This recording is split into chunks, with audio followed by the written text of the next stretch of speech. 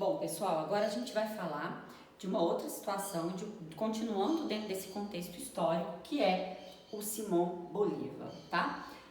Bom, quando houve as independências na América Espanhola, esse sujeito, Simão Bolívar, foi aí o grande autor, né, o grande idealizador desses processos de independência da América Espanhola, tá? No Brasil a gente tem um outro processo, mas muitos dos países da América Espanhola foi Simão Bolívar quem propiciou e quem fez, então, os processos de independência. E o Bolívar, ele tinha uma ideia muito de esquerda, mas que não se alinha exatamente aos ideais de Karl Marx, certo? E nem de Friedrich Engels. É um socialismo diferente, mas ele tinha como vontade que os países não se dividissem. Ele queria manter a união dos povos da América Espanhola.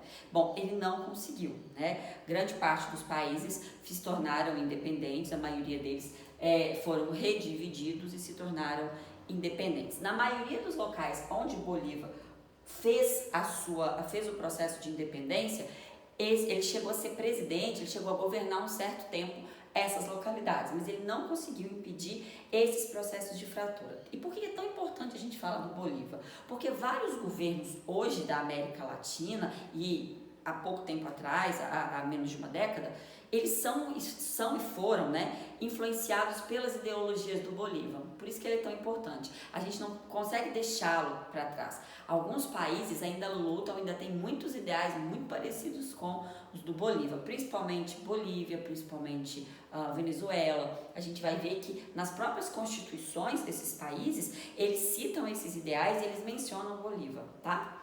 Bom, então olha só, Simão Bolívar foi um político e militar venezuelano que atuou de forma decisiva no processo de independência da América Espanhola. Bolívar foi de grande importância para a independência da Colômbia, Panamá, Peru, Equador, Bolívia e Venezuela. É uma das figuras históricas mais importantes da América Latina, considerado um herói revolucionário de grande parte da América Latina em função de sua atuação militar e política na emancipação de vários países latino-americanos. Ficou conhecido como o Libertador. Tá? E se a gente pegar esses países aqui, com exceção da Colômbia, a gente vai ver que quase que em todos eles predomina ideais de esquerda até hoje. Hoje a Bolívia, a gente está numa transição, não dá pra gente ter certeza, não sabemos qual político vai ser eleito, mas até fim do ano passado, essa linha da esquerda era predominante nos países onde Simão Bolívar fez seu processo de independência, onde ele exerceu e exerce ainda essa grande influência, certo? Bom, depois a gente tem aqui, olha, ele possuía um ideal aliado a uma tendência de esquerda, pois trabalhava com o desenvolvimento de conjunto igualitário, baseado nos laços culturais. Então ele era muito baseado na ideia da colonização espanhola e dos nativos, certo? Dos nativos que habitavam as regiões aonde a Espanha construiu suas colônias. Então aqui a ideologia dele vem dessa tendência de esquerda, tá? Então olha só. Então, o que a gente vai falar dessa questão da direita e da esquerda? A América Latina é muito marcada por essas ideologias e os governos assim que exercem essas ideologias, eles deixam sua marca muito forte nesse cenário.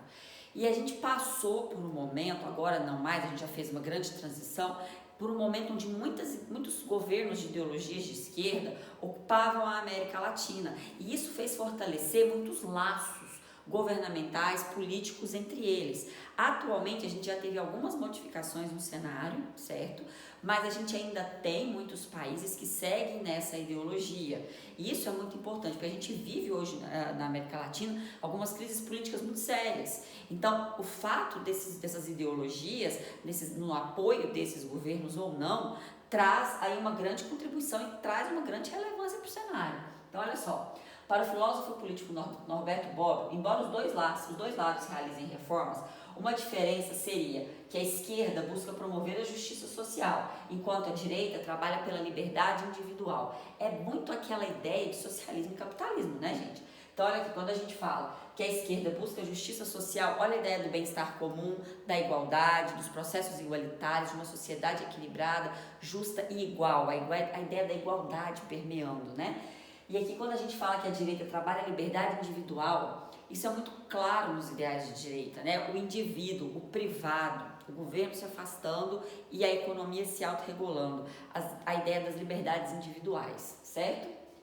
Bom, e aí a gente vem falando para vocês dos governos de esquerda e dos governos de direita, certo? Eu trouxe aqui uma lista atualizada, certo? Com os presidentes atuais e as ideologias atuais. Mas teve alguns presidentes que foram trocados recentemente. Então, até o final do ano passado, esses presidentes ainda estavam no poder com outra ideologia. Então, talvez alguns aqui ainda não deu tempo de surtir efeito real no país, porque eles foram empossados agora no início desse ano, no início do ano passado. Então, ainda não deu tempo de surgir grandes modificações, mas algumas ideologias permanecem.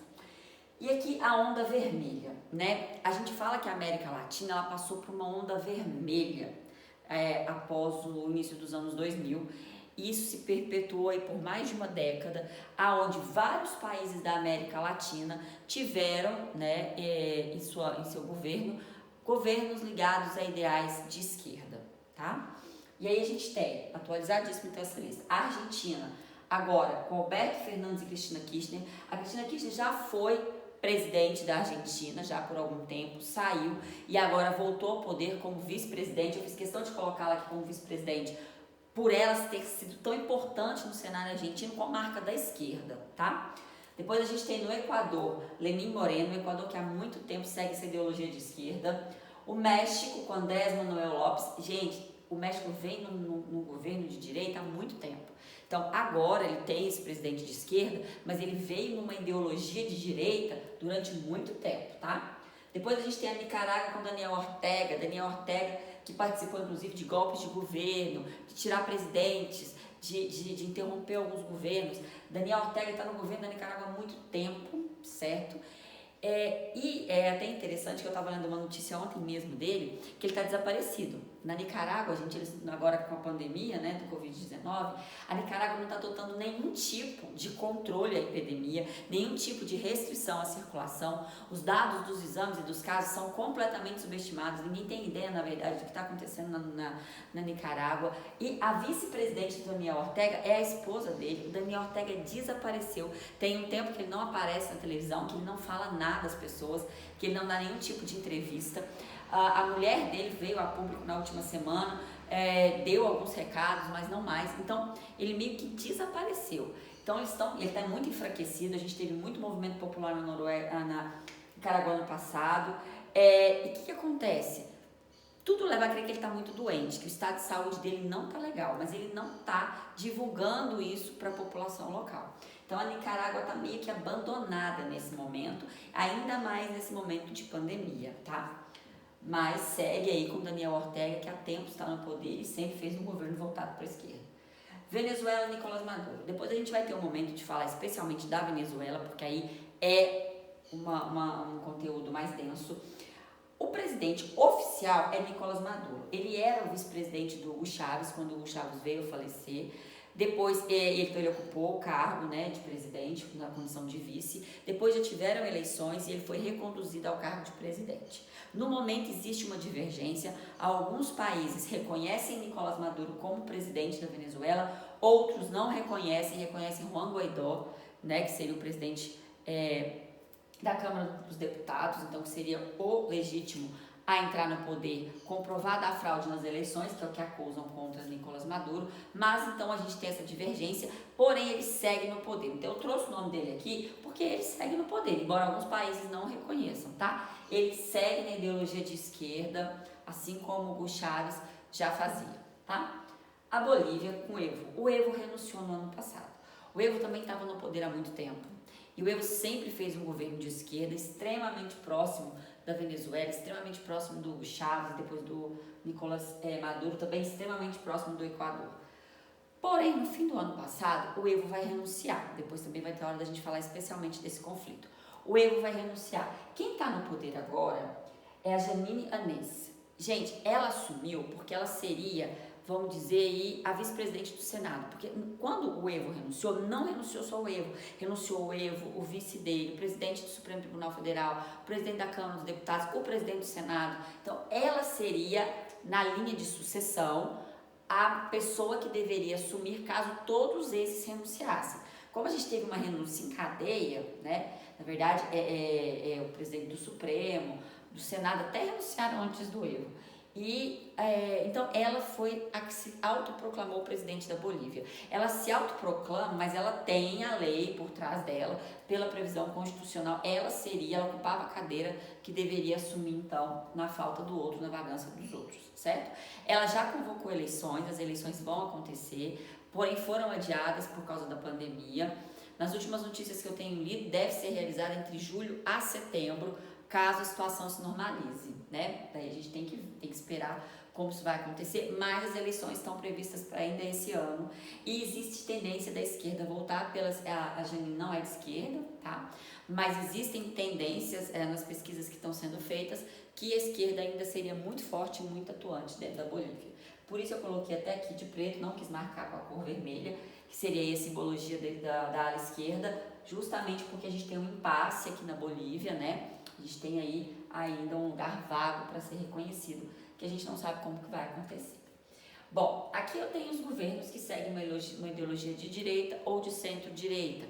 A gente nota que já está mais equilibrado, né? Embora a gente ainda tenha muitos governos de esquerda, já existe um maior equilíbrio.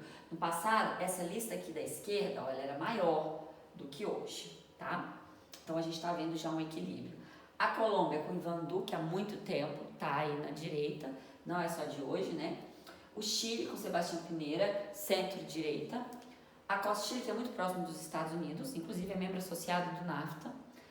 A Costa Rica com Carlos Alvarado, centro-direita. O Brasil com Jair Bolsonaro de direita, na verdade tem até alguns artigos que colocam ele como extrema-direita, tá? Na verdade a gente veio num governo de esquerda durante muito tempo, com o PT. Depois, quando houve o impeachment da Dilma, que entra o Michel Temer, a gente tem aí um governo de centro-direita e agora com Jair Bolsonaro, certo? O Uruguai, Luiz Alberto Lacalle, centro-direita. O Uruguai está há muito tempo sob a ideologia esquerda. O Mujica, que era aí um presidente super famoso que o Uruguai teve, fez essa troca recentemente por Luiz Alberto, certo? E o Peru, Martins Vizcarra, centro-direita, ok? Então esses são aí atualizada a lista de presidentes que a gente tem hoje, só para vocês terem uma ideia, então, que já existe aqui um certo equilíbrio dessas ideologias, né? Bom, e as instabilidades? Esses conflitos que a gente vai estudar aqui, eles são muito ligados às ideologias, certo? A conflitos e instabilidades políticas. A gente até fala alguma coisa de diferença étnica, mas não é tão característico como outros lugares do mundo, conflitos tão fortes por causa de etnia. E aqui a gente tem então o mapa das instabilidades políticas na América Latina, ok? Bom, esse mapa eu não consegui achar o mais atualizado, mas eu vou atualizando com vocês. Então a gente tem aqui os vários impeachments, olha como a gente já teve impeachment nos países da América do Sul, estão vendo? Aqui o Brasil, a gente tem, está desatualizado, a gente já teve 2 processos de impeachment, Fernando Collor de Mello em 92 e Dilma Rousseff, certo? Aqui no Paraguai também só está o do Raul Cubas, mas a gente já teve o Fernando Lugo também depois disso, então 2, certo? Depois a gente tem aqui, olha, a Venezuela com 3 processos de impeachment. Aqui tá o Chaves, gente, é porque ele deu um golpe de Estado, ficou no poder, depois ele foi reeleito, tá? Ele não conseguiu se manter no poder com esse golpe de Estado que ele deu em 2002, mas ele volta ao poder depois eleito democraticamente, não mais por golpe de Estado. Então a gente tem 2 impeachments aqui na Bolívia, olha a Argentina, 4 impeachments, certo? O Equador com 3 impeachments, Alberto Fujimori com 1 impeachment, depois a gente tem aqui a guerra civil na Colômbia, que durou 40 anos, e a gente teve uma dança de cadeiras aí, então, na Bolívia, impeachment na Guiana, impeachment no Suriname. Então, a gente nota que os países da América do Sul são marcados por essas instabilidades políticas, já ocorrendo, então, vários cenários de processos de impeachment. E aqui eu tenho um mapa muito legal que mostra as instabilidades e as linhas de fratura, tá? Gente, essas linhas pontilhadas que a gente tem aqui, aqui e aqui, a gente chama de áreas de fratura ou de áreas de ruptura, tá? São locais onde a gente tem disputas sérias, inclusive territoriais, tá? Então, a gente, além de disputas políticas, a gente tem algumas questões territoriais, algumas que já se resolveram, outras que não se resolveram, tá certo? A gente tem aqui também uma questão do tráfico de drogas e de armas muito séria, principalmente na Colômbia. Hoje está um pouquinho mais resolvido, depois que as Farc baixou armas. Na Bolívia também a gente tem essa situação, no Equador, tá? Então a gente tem isso ainda muito latente. E vamos então para os conflitos mais sérios da região. Primeiro, a Venezuela. A Venezuela reclama parte do seu território das Guianas de 1966, incluindo a 8ª estrela da bandeira nacional, para representá-la. Então aqui a gente tem uma disputa territorial. A Venezuela alega que um pedacinho da Guiana é dela. E inclusive ele já possou desse território e colocou essa estrela como se fosse mais um estado, tá? Logicamente a Guiana não reconhece essa situação. Depois a gente tem aqui a Guerra Peru-Equatoriana, que terminou em 1942, com a assinatura do Protocolo do Rio de Janeiro. Foi uma guerra também por causa de disputas territoriais, mas essa está finada, tá? Essa da Venezuela ainda não.